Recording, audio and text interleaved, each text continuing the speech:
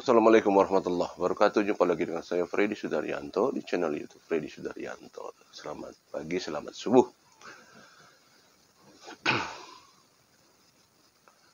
Katakanlah ada beberapa orang diduga di TKP, lebih dari satu orang, bisa dua orang, bisa tiga orang, bisa lima orang, bisa enam orang. Kita tahu semua itu disampaikan oleh Kapolres Subang dulu, Ibu Sumarni ya, karena dilihat daripada dua telapak kaki yang berbeda, dua alas telapak kaki yang berbeda. Nah, kemudian kalau misalkan di antara mereka para pelaku ada yang mengetahui, kemudian ada yang menjaga, dan juga ada yang mengeksekutor. Jadi kalau kita lihat itu semua, masing-masing punya peran. Kalau misalkan dilihat dari itu, apakah di antara saksi-saksi yang sudah terperiksa ada di antara kategori-kategori yang tadi disebutkan? Apakah pelaku eksekutornya ataukah penjaganya, ya, ataukah pembantunya, ataukah ya dan lain sebagainya di sana peran-perannya? Apakah dari saksi-saksi yang apakah ada? Tentunya jelas jawabannya lah sampai sekarang tidak ada karena belum ditersangkakan. Apa dugaan? Apakah ada? Tidak menutup kemungkinan dugaan itu ada. Ya, bisa saja ada dugaan itu. Terlihat dari apa? Hal-hal yang memang kejanggalan-kejanggalan yang ada di beberapa saksi yang sudah kita lihat di media. Gitu. Tetapi coba kalau kita lihat di media massa yang sudah kita lihat, apakah ada upaya-upaya dari salah satu saksi untuk mencoba untuk ya memframing, menjatuhkan, memfitnah, dan lain sebagainya. Apakah ada ke arah sana? Kita hanya bisa mencermati dari setiap perkataan maupun apa yang dia lakukan. Seperti itu. Nah, coba kalau kita lihat. Saya akan coba melihat satu persatu ya. Katakanlah saya melihat dari saksi Ramdhanu. Saya akan coba melihat dari awal. Tanggal 17 Danu diminta datang ke Kasomalang. Ya. Kemudian inti kesimpulannya di Kasomalang katanya ada liwetan yang bersifatnya dadakan. Tapi itu hanya disampaikan juga oleh Ramdhanu, Yoris, dan Yanti. Tidak ada keterangan lain. Nah, apakah di sana hanya bertiga acara liwetannya dan tidak ada orang lain di sana? Oke. Kemudian besok tanggal 18 ya. Danu berangkat ke TKP atas informasi katanya Pak Yosep datang pagi-pagi meminta supaya memberikan informasi bahwa ada kejadian di TKP, ada perampokan gitu ya, semacam kayak gitu. Kemudian diminta oleh orang tuanya Danu berangkat ke TKP. Di TKP Danu bertemu dengan katakanlah Wahyu, ya, entah bertemu dengan siapa lagi di sana. Di tanggal 18. Kemudian entah apa yang dilakukan oleh Danu di tanggal 18 siangnya.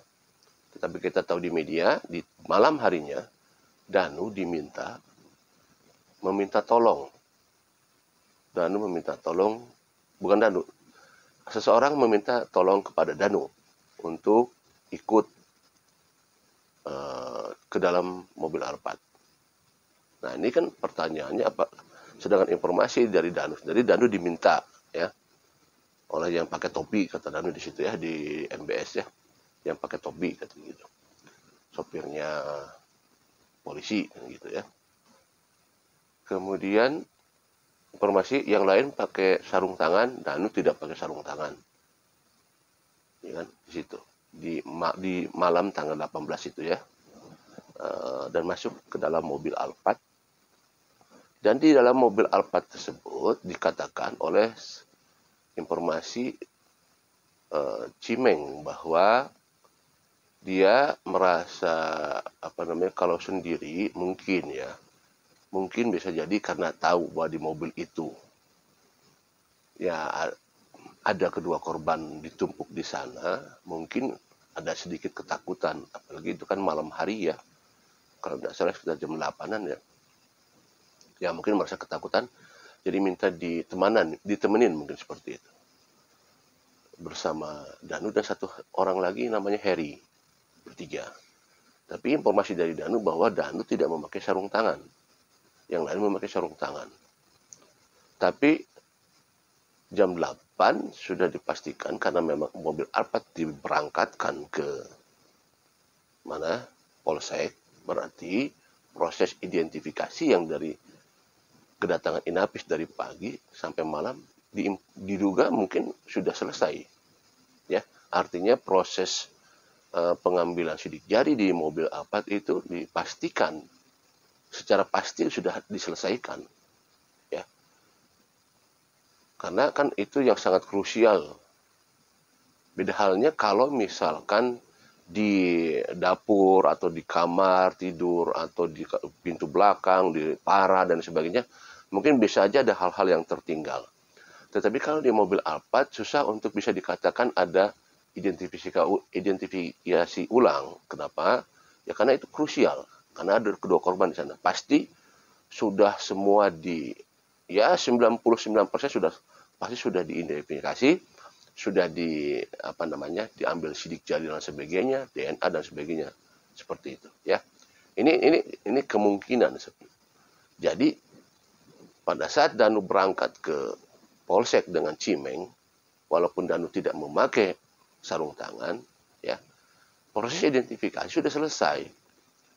Jadi ini baru dugaan saya, sekali lagi pencermatan saya, tidak ada lagi sidik jari baru kalau misalkan ada informasi di mobil Alphard. Gitu. Karena proses identifikasi sudah selesai. Kalau ada informasi misalkan di pintu, katakanlah pintu mobil Alphard, berapa lama proses itu dan bisa muncul informasi bahwa ada 2 DNA asing kalau misalkan itu ada di mobil Alphard. Ya, karena proses identifikasi sudah selesai setelah mobil Alphard itu berangkat ke sana, seperti itu. Oke, sekarang kembali dari mobil Alphard yang sudah diidentifikasi. Kemudian saya coba untuk lari ke tanggal 13. Di tanggal 13 datangnya K9 ya, anjing pelacak ke TKP tanggal 19. Kita tahu di media adanya beberapa saksi kumpul di sana dan hanya Danu yang digigit anjing pelacak. Diendus maksud saya. Diendus. Nah, anjing pelacak itu datang di hari ke-13. Kalau ada proses endusan dari anjing pelacak, apa yang disesuaikan? Persesuaian apa sehingga anjing pelacak itu mengendus Danu? Kan kalau misalkan persesuaian itu jelas dipersesuaian dengan kedua korban, ya. Biasanya anjing pelacak itu ya, pada saat hari kejadian kemudian dilaksanakan anjing pelacak itu lebih akurat biasanya.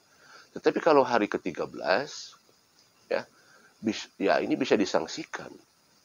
Katakanlah kalau misalkan Danu dalam 13 hari itu tidak mandi ya mungkin bisa saja ada kemungkinan.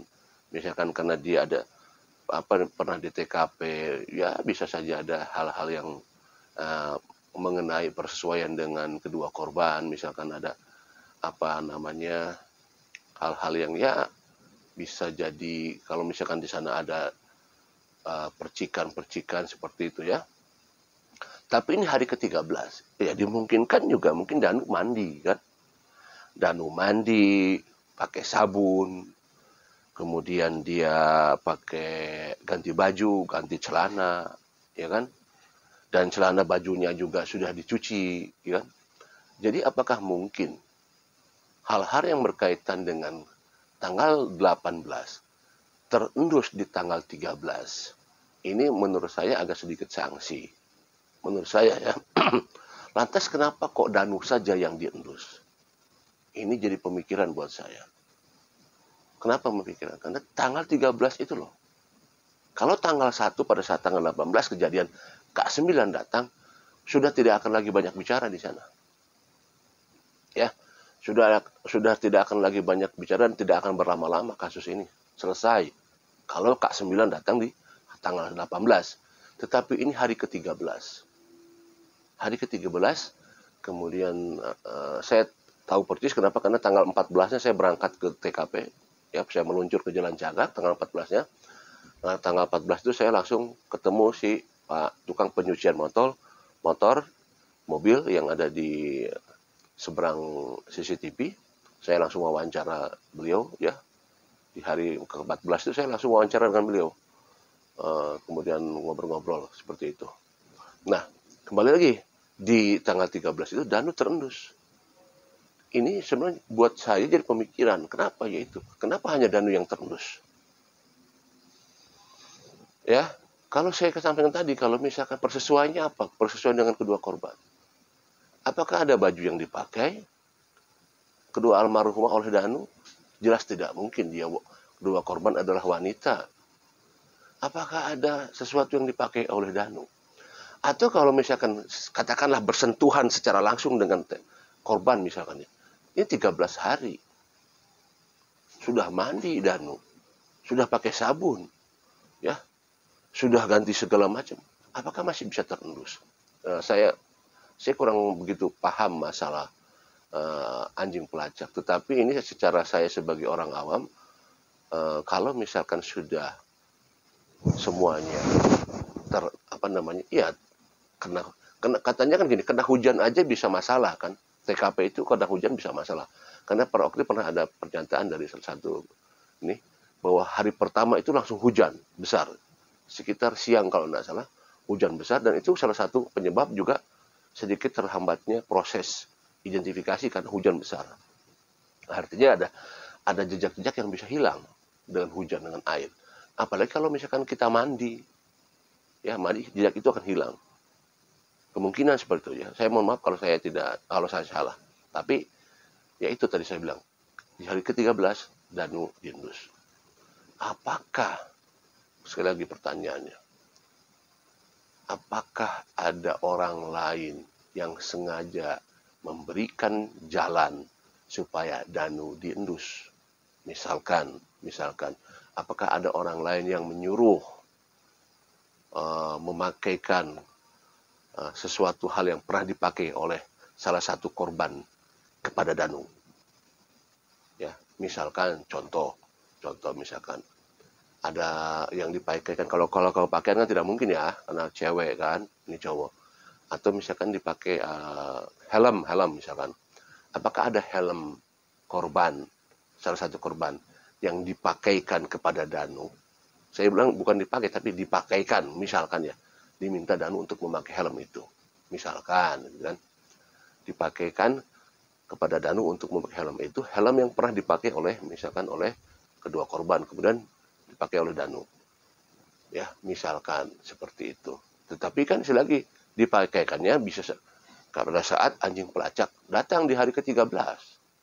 Kalau misalkan hari itu dipakaikannya sudah jauh-jauh hari, ya jelas tidak mungkin ya, karena Danu mandi sekali lagi kan gitu. Nah, dari tanggal 13. Kemudian kesininya di awal-awal itu ya, di awal-awal pemberitaan Danu itu belum muncul dulu. Karena di awal-awal itu muncul itu langsung Pak Yosep dan Bu Mimin dulu yang sempat center di awal-awal itu ya. Danu belum masuk di media. Waktu itu beberapa minggu kalau tidak salah baru munculnya Danu itu karena muncul adanya informasi yaitu dari salah seorang saksi, bahwa ada orang lain yang punya akses ke TKP. Nah, di situ baru muncul Danu. Karena ada yang menginformasikan. Jadi belum ada pemberitaan Danu di awal-awal tuh dulu. Ya belum genjleng gitu di media itu. Baru Pak Yosep dan Bu Mimin dulu yang center terus. Nah, waktu beberapa itu baru ada Danu muncul itu pada saat ada yang memberikan informasi dari salah satu saksi bahwa ada orang lain yang punya akses ke TKP selain Yoris, Pak Yosep dan lain selain Yoris dan Pak Yosep. Tapi ada orang lain. Nah, disitulah baru muncul Danu. Akhirnya agak panas di sana Danu muncul pemberitaan ya.